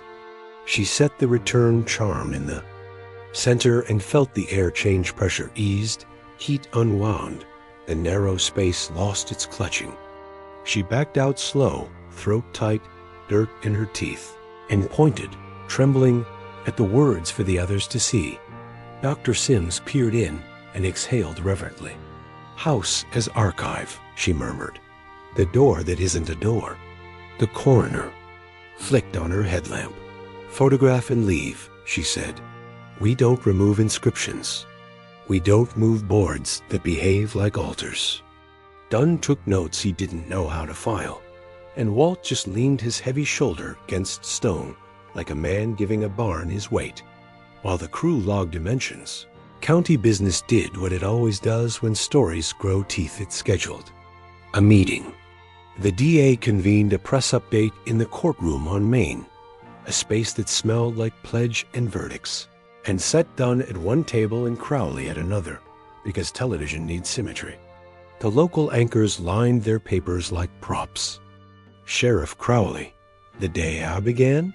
Records show a microcassette labeled Kessler June 3rd was checked out by you and never returned. Do you have an explanation? Crowley's eyes were small, his cardigan good. I preserved relevant material in my personal custody, he said, lawyered but tired. I feared chain of custody failures at the time. Dunn didn't roll his eyes because he'd promised himself to win with paper, not performance. The material was not logged, he said. The child's voice was not entered into the record. The contractor's final statements were not reviewed. We failed a family. He turned to the cameras like a man refusing to be afraid of glass. I failed them by wearing the same patch as the people who did. A murmur rolled through the rows like weather. A reporter raised a hand, but didn't wait. Isn't this a ghost story? She asked. How do you prosecute a wall? The Dia held the room the way stagehands hold back curtains. We are not prosecuting a wall, she said. We are owning negligence and mapping a site that appears to be a historic place of deposit. If human remains are found, we proceed accordingly. If they are not, we will ask the state to designate the chamber as a protected cultural feature. And the boy? Someone called. The boy is not a feature, Emily said from the back before she could stop herself. Heads turned. The DA held her gaze, and something like permission passed between them. Emily walked to the rail and kept her hands at her sides so she didn't look like she was praying. My brother talked into a tape recorder because the adults around him didn't know how to hear, she said. A man named Michael Holbrook traded himself for a child's safety because we made him choose. If you came here for a ghost, you can leave. If you came to watch a town learn to listen, you can stay. After, outside under a sky so bright it felt freshly washed, Dunn caught up with her. You just made my week harder, he said, not unkindly. Good, she answered, and for a second they laughed like cousins at a funeral. Back at the house, Dr. Sims had braced the second chamber and strung a light that pooled warm over the plank. The coroner had set flags next to each object like punctuation marks in a sentence no one wanted to misread. Walt stood with his hands in his back pockets, rock on his heels. I've been thinking about trades, he said. All the ones we make, we don't admit to time for pride, distance for peace, anger for energy. That board spells it out. Below the name, memory waits. You put your name, you leave your memory. The house keeps it. And if you bring buried things back, it gives you something from the shelf to take outside and show the sun. Emily nodded. Which means if I'm greedy, it shuts, she said. If I demand a body, it gives me dust. If I give it what I can carry, it gives me what I can't. The young deputy on basement duty wiped his palms on his pants. I told my grandma that, and she said it sounded like church, he said. Embarrassed and defiant at once, Dr. Sims didn't disagree. Ritual is just engineering for souls, she said. We're shoring up both. By late afternoon, the media had found the phrase on the plank. Someone leaked a photo, and the internet did what it always does. Turned a private sentence into a t-shirt. Emily stayed off her phone. She sat in Jacob's room and wrote his name on a yellow pad while her mother folded a sweater that had been waiting in a drawer since 1997. Do you want a trial? Her mother asked, then winced. Of who? Emily stared at the window where winter light made lace from frost. I want a hearing, she said, where the house gets to speak, and we have to shut up.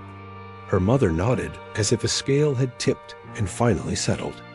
I used to think justice was a thing with a gavel, she said. Now I think it's a body that breathes when you tell it the truth. They sat with that until the radiator woke and clanged 2 beats like a judge reluctant to call recess. Night pressed its ear to the walls and listened. The deputies made their rounds. Dunn went home because his daughter had a school concert, and he wanted to sit in a plastic chair and watch a child bow without thinking of forms. Dr. Sims left a sketchbook open on the kitchen table with rubbings of the carved letters and notes. In the margins that read like spells, do not remove board. Inscriptions active.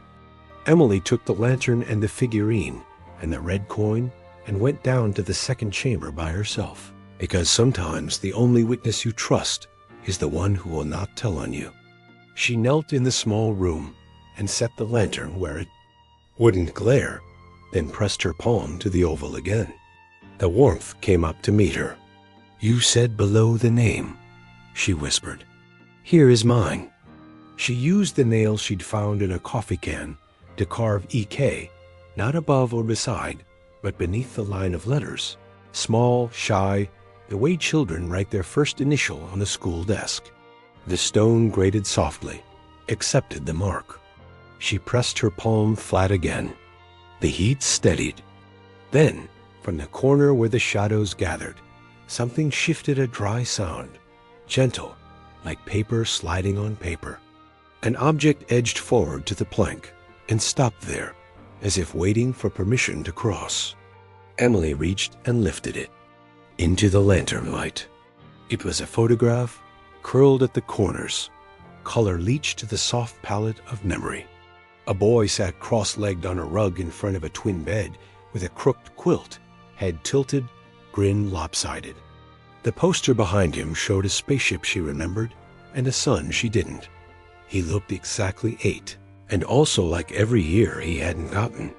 On the back, in careful block letters that weren't hers and weren't her mother's, someone had written, "Tell them I liked stories."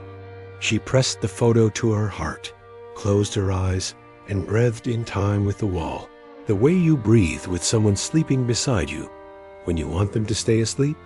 And she understood that the house had never wanted a body, only a witness who would carry its archive into rooms with windows.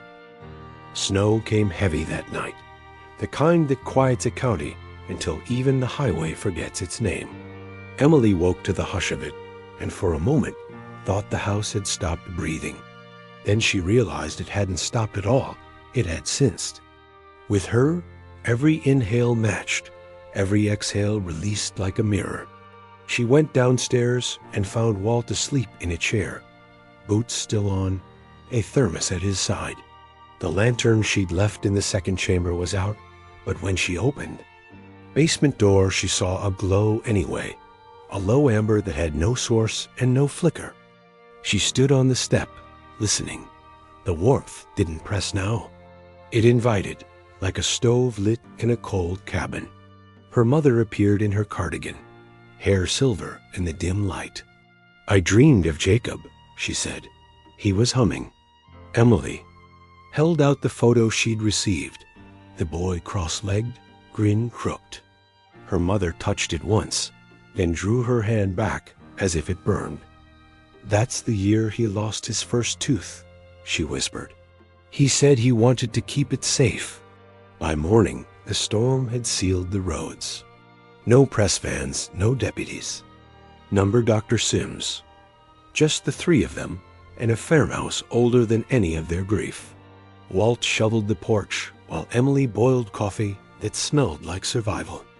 When they gathered in the kitchen, the air felt lighter, like the house had exhaled something it had been carrying.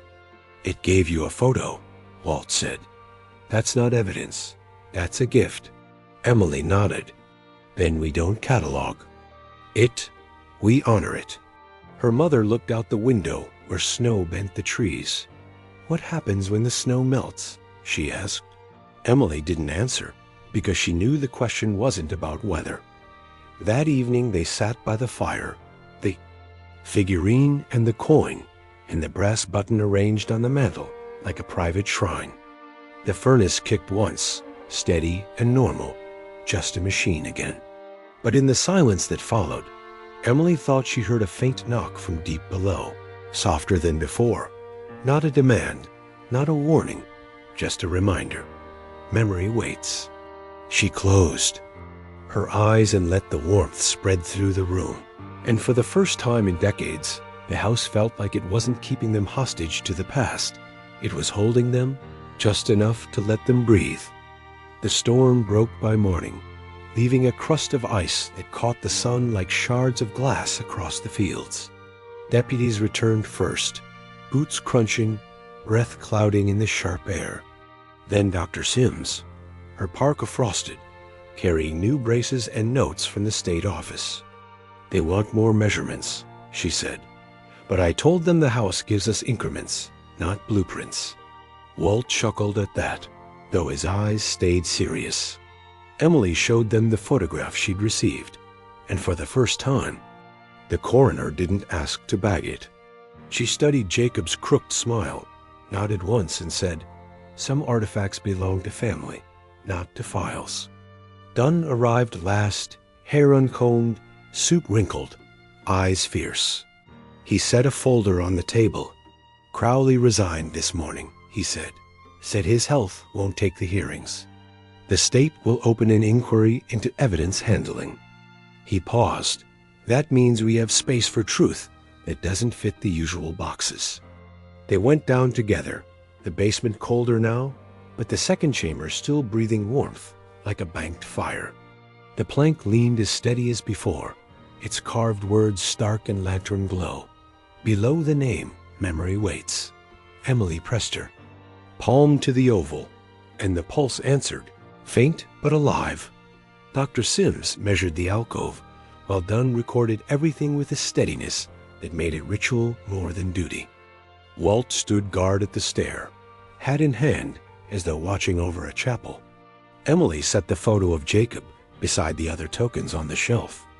For a moment, nothing. Then the air shifted, a gentle exhale, and one of the old marbles rolled slightly, circling once before settling.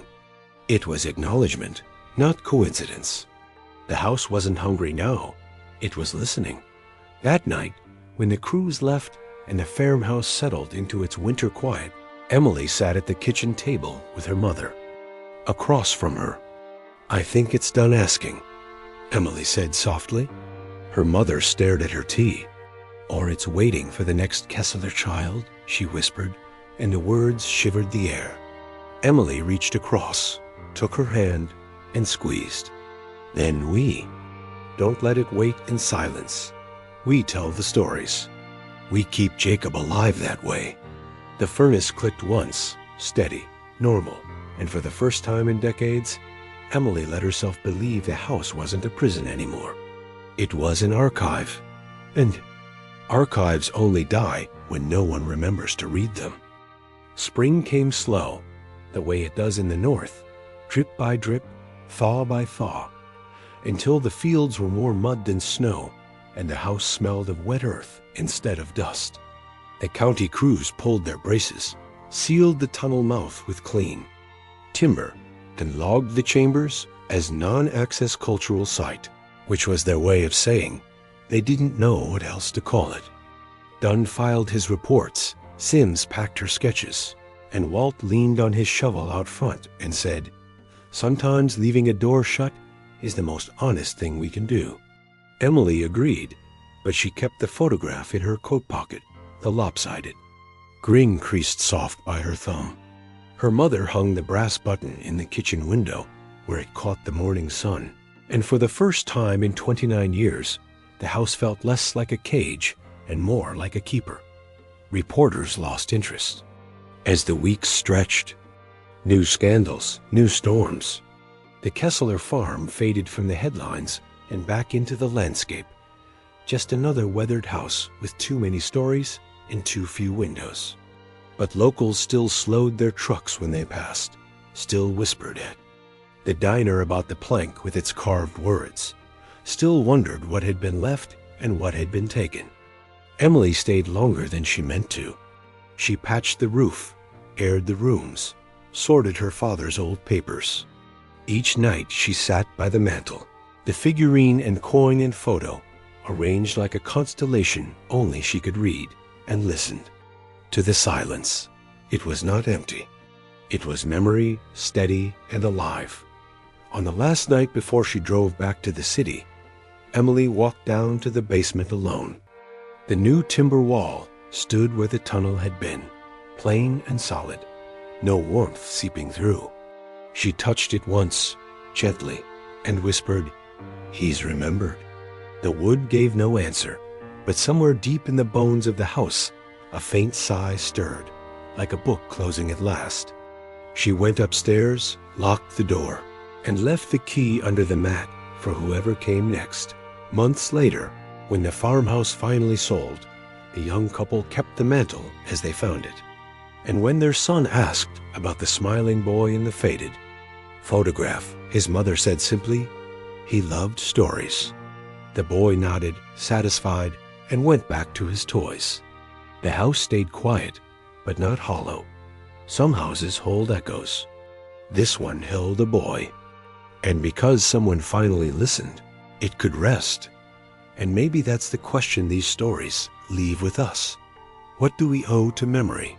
When walls whisper, when silence knocks, when a name waits to be spoken, do we trade, do we bury, or do we tell it aloud? What do you think really happened?